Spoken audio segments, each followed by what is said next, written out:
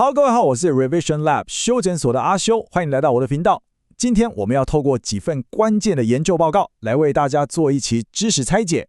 我們要探討一個非常有趣，甚至可以說是有點懸疑的社會現象。這完全就是一個關於認知差異的偵探故事。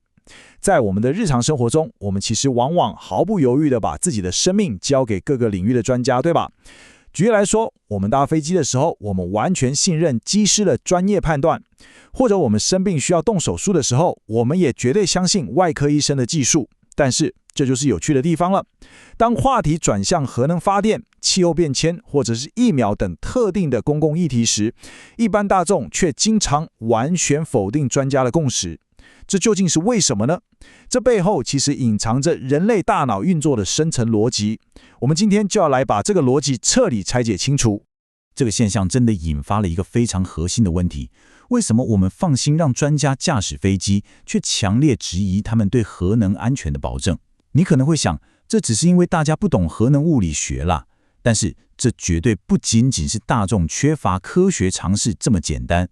我們仔細思考一下，如果只是因為不懂科學，那麼我們同樣也不懂飛機複雜的空氣動力學，我們更不懂麻醉藥物在人體內的複雜化學反應，但我們依然選擇把命交給他們，對吧？這代表在常規科學與爭議科學這兩者之間存在着一條巨大的信任鴻溝。今天我們就要像偵探辦案一樣，一步步拆解這個社會分裂的真正原因，深入剖析我們人類的大腦究竟是如何評估所謂的風險的。在開始之前，簡單說一下我們今天的知識拆解路線圖，總共分為6個階段。第一，我們會先看專家與大眾的分歧；第二，探討懷疑論的3大理論；第三，理解什麼是對立理性；第四，分析人類大腦的認知錯覺與盲點；第五，我們要揭開大眾真實的擔憂到底是什麼；最後，我們會探討到底該如何真正改變一個人的想法。好，我們直接進入主題。第一部分，專家與大眾的分歧，也就是常規信任與選擇性懷疑。從社會學的角度來看，大眾完全無視專家基於事實的共識，其實是一種非常反常的行為。我們人類社會的運作基礎，很大一部分是建立在高度的專業分工與信任之上的。我們可以對比一下這兩種極端的態度。在日常生活中，我們展現出的是一種常規性的信任。我們每天都願意相信律師給的法律建議，我們相信土木工程師建造的高速公路橋梁是穩固的，我們也相信醫生開出的處方箋能治病。然而，當我們面對某些特定的邊緣議題時，我們的大腦卻會瞬間切換到選擇性的懷疑模式。接下來這點超級重要。當人們強烈反對專家的觀點時，他們通常不是使用客觀的科學事實或者嚴謹的邏輯來建立論點的。你在現實生活中很少會聽到一個反對疫苗的人拿出一份關於細胞代謝途徑的頂級醫學報告來反駁他的主治醫生。相反地，他們往往是基於一種直覺或者某種邊緣的論述來直接否定專家的合法性。這種強烈且不合常理的對比，就是我們今天必須解開的第一個謎團。第二部分，懷疑論的3大理論，學術界是如何拆解這種社會分裂的真正原因的呢？既然這是一個如此奇特的社會現象，學術界當然不會放過它。為了解釋為什麼大眾會產生這種選擇性的懷疑，學者們提出了3個主要的理論。我們繼續聊下去，看看這3個理論究竟是如何解釋這個現象的，以及他們各自到底有什麼樣的盲點。這3個理論分別是信任赤字、意識形態對立以及對立理性。首先，我們來看信任赤字理論。這個理論認為，大眾是因為過去發生過嚴重的負面事件，例如福島核災，再加上新聞媒體的強力渲染，導致大眾對政府體系和專家的信任徹底破產。這個說法聽起來很合理，對吧？但其實這個理論有個致命傷，那就是它無法精準預測人們什麼時候會選擇信任，什麼時候又會選擇不信任。第二個理論叫做意識形態對立。這個理論主張，這些科學爭議其實包裝着階級與利益的鬥爭。大眾認為專家只是在為大企業或者少數精英階層的利益服務。然而，根據大量的統計資料分析，無論是支持還是反對核能的人，其實都廣泛分布在各種不同的政治立場和意識形態群體之中。所以，這個理論同樣無法精準預測這種社會分歧。這就引導我們來到了第三個，同時也是目前具有解釋力的一個理論。第三部分，理解對立理性，讓我們看見兩種截然不同的安全定義。接下來這點超級重要，我們來深入理解什麼是對立理性。這個理論的核心觀點非常顛覆我們的常識。他認為專家和大眾其實都是出於善意，而且他們雙方其實都在進行非常理性的思考，只是他們用來評估現實的框架完全不一樣。你可以想象成，這是兩個人帶着不同顏色的濾鏡在看同一個世界，得出來的結論自然是南轅北轍。我們具體來對比一下專家與大眾對安全這個詞的定義。對專家而言，安全是一個可以被精確測量和量化的數學模型。專家的安全定義是，每產生10億度電會造成多少統計學上的死亡人數。這是一個冷冰冰、非常精確的幾率問題。但是，一般大眾對安全的定義完全不是這樣。大眾要求的是一種內心的平靜，是一種確保不會有未知災難潛伏在身邊的安全感，以及對子孫後代和自然環境的長期保障。這兩種對理性的定義其實沒有絕對的對錯之分，他們只是在衡量完全不同的價值觀。專家在講幾率，大眾在講安心，這就是對立理性的最核心本質。為了進一步解釋大眾的這種理性，心理學家文森特·科維洛提出了一套風險捷思法。簡單來說，這就是我們大腦內建的風險評估捷徑。它歸納出幾個會強烈觸發人類演化恐懼的條件。第一是災難性潛力，也就是這個風險會不會一次性造成大量傷亡。第二是機制的陌生度，例如那種看不見摸不到的輻射，比起看得見能理解的車禍，更讓人感到深層的恐懼。第三則是非自願暴露，你自己主動選擇開車上路來承擔風險，跟別人未經你同意就把發電廠蓋在你家旁邊，這種心理感受是完全不同的。我們用數學來看，在美國開車發生致命車禍的幾率大約是107%，這遠遠高於核能事故的幾率。但是，因為核能完美觸發了我們剛才提到的所有演化恐懼，所以大腦會本能地將核能判定為極度危險。這就是為什麼專家如果只用純粹的統計數據去試圖說服大眾，往往會徒勞無功的根本原因。第四部分，認知錯覺與盲點。為什麼那些受過嚴格訓練的頂尖專家也會犯錯？了解了大眾大腦的運作機制之後，你心裡一定會有個疑問：難道專家的大腦就很完美，都不會犯錯嗎？事實上，人類大腦的模式識別系統同樣也在那些高度訓練的專家腦中埋下了深深的認知盲點。所謂的認知錯覺，定義上就是我們人類為了在遠古時代求生存而演化出來的模式識別引擎，與我們現代社會那些複雜抽象的數據之間產生了嚴重的錯位。我們可以想象一個日常生活中常見的視覺錯覺：當兩條明明一樣長的平行線被放在一個具有 3D 透視感的地板圖案上時，你的大腦會自動把其中一條線解讀得比較長。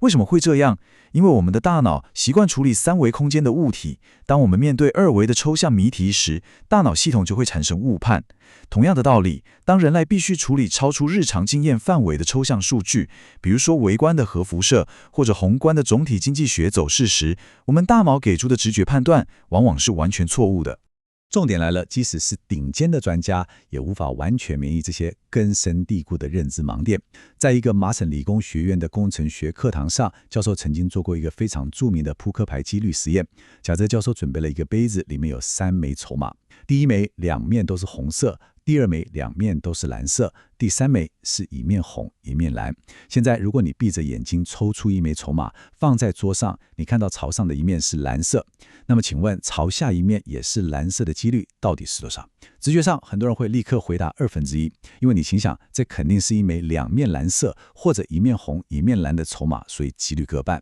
但是如果我們嚴謹地畫出幾率矩陣來計算，正確答案其實是2/3。這個實驗的重點在於，就連麻省理工學院的是最頂尖的工程系學生，在沒有經過嚴格計算的情況下，也會受到潛意識直覺的誤導而答錯這種基礎的幾率題。這就強烈地證明了，專家的直覺也未必總是可靠的。我們繼續聊下去，回顧一下人類的科學歷史，你就會發現專家的盲點到底有多麼驚人。我們以哥白尼的科學革命為例，在西元2世紀的時候，托勒密提出了以地球為中心的宇宙模型，也就是地心說。這個理論完美符合人類每天看到太陽東升西落的日常經驗。當時的科學界完全接受了這個理論，而且一用就用了長達1400年之久。直到15世紀，哥白尼提出了日心說，認為地球是繞着太陽轉的。即使日心說在數學計算上更為精準合理，但因為它嚴重違背了當時人們每天看到的日常直覺，科學界竟然又花了整整200年的時間才真正轉變共識。這個歷史案例生動地告訴我們，專家群體一旦建立起基於自身經驗的共識，要打破它是一件極度困難而且非常緩慢的事情。關於專家的這種偏見，美國著名作家厄伯頓·辛克萊有一句非常犀利的名言，他說：當一個人的薪水取決於他不理解某件事時，你要讓他理解那件事是非常困難的。這句話真的一針見血地指出了專家的致命盲點。專業人士的職涯發展、社會聲譽，甚至他們的身份認同，往往是建立在維持某種特定的技術假設或產業共識之上的。如果承認核能產業在某些長期規劃上確實存在根本性的缺陷，這對許多資深的核能工程師來說，等同於否定了他們大半輩子的專業價值。這種與生存利益緊密掛鈎的心理防衛機制，會讓專家在面對反對意見時，產生非常嚴重的認知盲區。第5部分揭開大眾真實擔憂，我們要來徹底翻轉核能工程師的預設立場。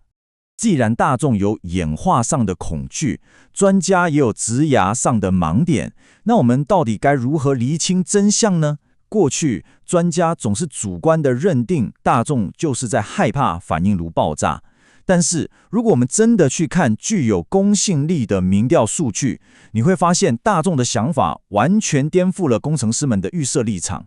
根據國際原子能總署以及經濟合作暨發展組織針對歐洲多國所進行的一份大規模深度調查報告，他們問了一個非常直接的問題：核能發電廠是否可能安全運作？結果令人非常驚訝，調查顯示，超過50%的受訪民眾都回答了是。這份數據直接打臉了專家的長期假設。大眾其實普遍認為，以現代工程技術的水準，要把一座核電廠蓋得安全是完全有可能的。所以，反應爐就日常運轉安全，根本就不是他們最恐懼的核心焦點。那麼，民眾到底在怕什麼？我們進一步分析這份民調數據的細項。排在大眾擔憂榜首的其實是恐怖主義與核武擴散。民眾非常擔心核電廠會不會成為像911事件那樣的恐怖攻擊目標，或者核廢料會不會被偷走，拿去製造髒彈，進而引發全球性的安全危機。反觀反應爐的技術安全這個項目，在民眾擔憂的排行榜上，其實排在非常後面的位置。然而，專家群體卻往往把絕大部分的精力花在解釋反應爐的防護罩有多厚，冷卻系統有多安全。這完全是搞錯了溝通的重點，甚至可以說是有意無意地淡化了民眾真正在意的全球安全問題。